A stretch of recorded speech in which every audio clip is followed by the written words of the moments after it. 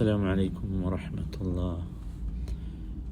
ഈദ് ആഘോഷിക്കുന്നതിന് വേണ്ടി തയ്യാറെടുപ്പുകൾ നടത്തിക്കൊണ്ടിരിക്കുന്ന പ്രിയപ്പെട്ട സഹോദരന്മാരെ, സഹോദരികളെ, കേരളത്തിലെ ഈ വർഷത്തെ ഈദ് വളരെ സമാധാനവും സന്തോഷവുമുള്ള അവസരത്തിലാണ്. ഈദ് കഴിഞ്ഞിട്ട് വേണം തിരഞ്ഞെടുപ്പിലേക്ക് ഇറങ്ങാനെന്ന് കരുതിയിരിക്കുന്ന ഒരു ഘട്ടം കൂടിയാണ്. അള്ളാഹു എല്ലാം സലാമത്താക്കട്ടെ. വളരെ പ്രധാനപ്പെട്ടൊരു വിഷയം പറയാനുള്ളത്, നമുക്കറിയാം കേരളത്തിൻ്റെ സാമ്പത്തിക സാമൂഹ്യ വ്യവസ്ഥക്ക് ഈ പശ്ചിമേഷ്യൻ രാജ്യങ്ങൾ ചെയ്തുകൊണ്ടിരിക്കുന്ന സേവനങ്ങൾ. നമുക്കറിയാം, ഇവിടെ എന്തെങ്കിലും അപകടങ്ങളോ പ്രതിസന്ധികളോ ഒക്കെ ഉണ്ടായാൽ തീർച്ചയായിട്ടും നമ്മുടെ നാടാണ് ഇവിടുത്തെ നാടിനേക്കാൾ പെട്ടെന്ന് പട്ടിണിയാവുക, പ്രയാസത്തിലാവുക. ഇപ്പോൾ പശ്ചിമേഷ്യയിലുള്ള സംഘർഷങ്ങൾ എല്ലാവരും അറിഞ്ഞിട്ടുണ്ടല്ലോ. അതുകൊണ്ട് എൻ്റെ പ്രിയപ്പെട്ട ചെറുപ്പക്കാരോടും ചെറുപ്പക്കാരികളോടും പറയാനുള്ളത്, നിങ്ങൾ ഇതൊന്ന് മനസ്സിൽ കണ്ടു വേണം ഈ വർഷത്തെ ഈദാഘോഷങ്ങളിലെ പൊടിപ്പും തൊങ്ങലുകളൊക്കെ ഉണ്ടാക്കാൻ. അനാവശ്യമായ ആഘോഷങ്ങളൊക്കെ എല്ലാവരും ഒഴിവാക്കണം.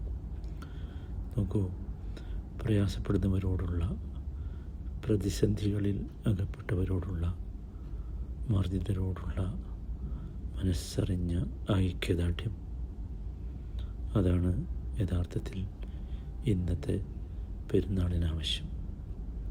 നമുക്കറിയാം, ഇത് പ്രവാസികളുടെ മാത്രം പ്രശ്നമല്ല. ഞാനിത് സംസാരിക്കുന്നത് ദുബായിലിരുന്ന പ്രവാസികളുടെ മാത്രം പ്രശ്നമല്ല, എല്ലായിടത്തും ഉണ്ട് മർദ്ദിതരായ ആളുകൾ. അത് നമ്മൾ മനസ്സിലാക്കണം. ഒരു ചെറിയ വ്യത്യാസമുള്ളത്, പ്രവാസികളുടെ പ്രതിസന്ധി കേരളം പെട്ടെന്ന് അറിഞ്ഞുകൊണ്ടിരിക്കുന്നു.